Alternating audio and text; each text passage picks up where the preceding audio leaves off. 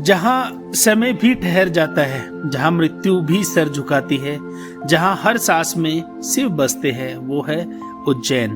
भारत की आध्यात्मिक धड़कन, प्राचीन अवंतिका नगरी, जहां विराजते हैं कालों के काल महाकाल ज्योतिर्लिंग। यह सिर्फ एक मंदिर नहीं, यह शक्ति है, यह आस्था है, यह वो स्थान है जहाँ भगवान शिव महाकाल रूप में स्वयंभू विराजमान है। 12 ज्योतिर्लिंगों में से एक, समय के स्वामी भस्म आरती की रहस्यमय परंपरा और करोड़ों श्रद्धालुओं की अटूट श्रद्धा।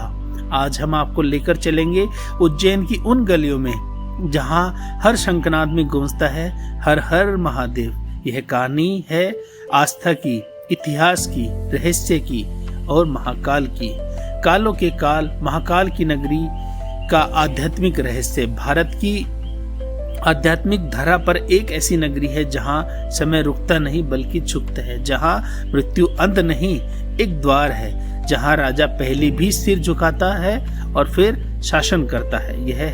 यह नगरी है उज्जैन। उज्जैन इस नगरी के अधिपति हैं श्री महाकालेश्वर ज्योतिर्लिंग। यह केवल एक मंदिर नहीं, यह समय, मृत्यु, तंत्र, ज्योतिष, विज्ञान, मोक्ष और शक्ति का संगम है। आज की इस विस्तृत डॉक्यूमेंट्री में हम जानेंगे महाकाल को कालों का काल क्यों कहा जाता है, भस्म आरती का रहस्य, दक्षिण मुखी ज्योतिर्लिंग का महत्व, उज्जैन का समय और ज्योतिष से संबंध, शिप्रा और मोक्ष की परंपरा, शाही सवारी का ऐतिहासिक परंपरा और तंत्र साधना और महाकाल मृत्यु दर्शन। 12 ज्योतिर्लिंगों में महाकाल की विशेषता क्या है और वह आध्यात्मिक ऊर्जा जो इस नगरी को अद्वितीय बनाती है। इस डॉक्यूमेंट्री में हम आपको ले चलेंगे 12 अद्भुत अध्यायों की यात्रा पर। हर अध्याय में एक नया रहस्य, एक नई कहानी और महाकाल की नई झलक आपका इंतजार कर रही है। तो अंत तक जुड़े रहिए, क्योंकि अंतिम अध्याय में आपको वह सत्य पता चलेगा जिसे बहुत कम लोग जानते हैं। अध्याय 1, महाकाल को कालों का काल क्यों कहा जाता है। काल यानी समय, समय जो जन्म देता है, समय जो बढ़ाता है और समय ही अंत करता है। परंतु शास्त्र कहते हैं समय भी किसी के अधीन है और वो है महाकाल। महाकाल का अर्थ है जो काल को भी निगल जाए, वो है महाकाल, अर्थात समय, मृत्यु और परिवर्तन से जो परे हो। पौराणिक कथा के अनुसार जब उज्जैन में दूषण नामक राक्षस ने आतंक फैलाया, तब शिव स्वयं प्रकट हुए और महाकाल के रूप में उसका संहार किया। यह स्वरूप शांत नहीं, रक्षक और उग्र था। यही कारण है यहाँ शिव का रौद्र रूप पूजित है, जो भय को समाप्त करता है और मृत्यु को भी पराजित करता है। अध्याय 2, दक्षिण मुखी ज्योतिर्लिंग, एक अद्वितीय रहस्य। भारत के 12 ज्योतिर्लिंगों में महाकाल एकमात्र दक्षिण मुखी ज्योतिर्लिंग के रूप में विद्यमान है। दक्षिण दिशा को यम की दिशा माना गया है, मृत्यु की दिशा। यहाँ पर मृत्यु की दिशा की ओर मुख करके स्वयं शिव विराजमान है। यह प्रतीक है मृत्यु भी उनके अधीन है। तंत्र परंपरा में दक्षिण मुखी देवता को बहुत ही ज्यादा शक्तिशाली माना जाता है।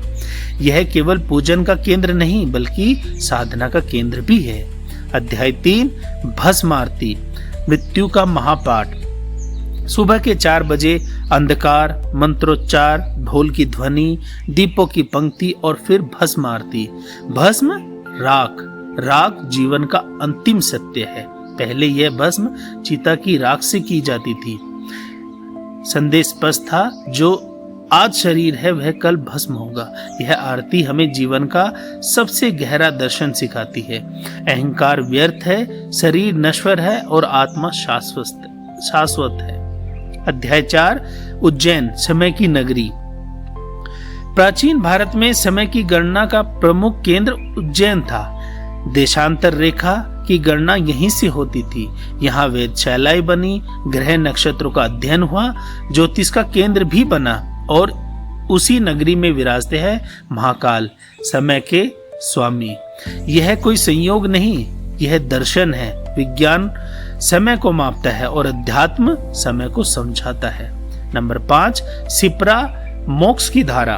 उज्जैन में केवल मंदिर नहीं, शिप्रा भी है। शिप्रा नदी को पवित्र माना गया है। सिंहस्थ कुंभ का आयोजन यही होता है। मान्यता है शिप्रा स्नान प्लस महाकाल दर्शन इज इक्वल टू मोक्ष मार्ग, यानी शरीर शुद्धि जल से और आत्मा शुद्धि शिव से। अध्याय नंबर 6, महाकाल उज्जैन के सच्चे राजा।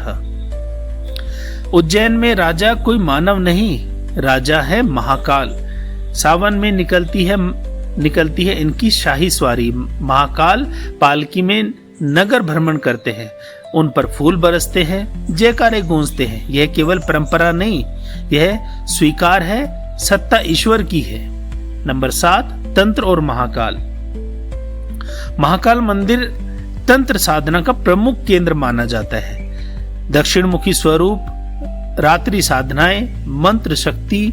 तंत्र का अर्थ अहंकार नहीं, ऊर्जा का संतुलन है। महाकाल भय नहीं देते, महाकाल भय को हरते हैं। अध्याय 8, 12 ज्योतिर्लिंगों में महाकाल की विशेषता। भारत में 12 ज्योतिर्लिंग है, प्रत्येक का महत्व अलग अलग है, पर महाकाल की विशेषताएं। दक्षिण स्वरूप महाकाल की भस्मारती, भूमिगत गर्भगृह, तंत्र परंपरा, काल का स्वामी रूप, यह सब विशेषताएं उनको अलग बनाती हैं। अध्याय 9, मृत्यु दर्शन। मृत्यु से बड़ा कोई भय नहीं होता, पर महाकाल सिखाते हैं मृत्यु अंत नहीं, परिवर्तन है। जो मृत्यु को समझ लेता है वह जीवन से नहीं डरता। भस्म, रौद्र स्वरूप, दक्षिण दिशा, ये सब मृत्यु को स्वीकार करने का संदेश है। नंबर 10, अध्याय 10, मोक्ष का रहस्य। मोक्ष क्या है? मोक्ष शरीर छोड़ना, यह अहंकार छोड़ना। महाकाल के चरणों में झुकते समय मनुष्य अपना अभिमान छोड़ता है, यही मोक्ष का पहला कदम है। मोक्ष कहीं दूर नहीं है, दृष्टिकोण बदलने में है। अध्याय 11, रात का महाकाल।